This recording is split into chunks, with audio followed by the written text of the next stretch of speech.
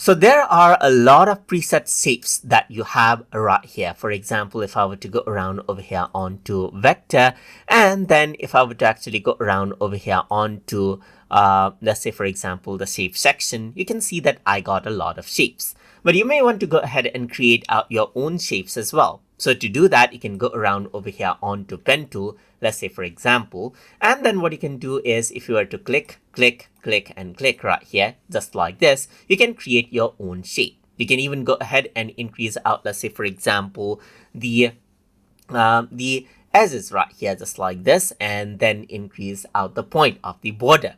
So let's just go around over here onto the pen tool. And if I were to click, and click, you can see that I can easily make out a triangle over, around over here as well. And apart from that, if I want to go ahead and let's say, for example, create out a curve, then I can simply click and then click and drag to create a curve right here, just like this. Then you can see that the curve is here. And if I were to click here, then it simply goes ahead and follows out. Then you simply have a point followed out from over here.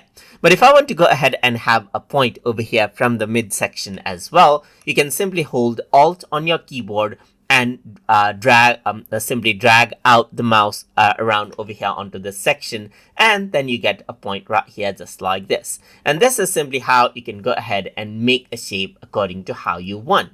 So that is how you can go ahead and work around with Affinity right here and use pen tool to create simple shapes as you want.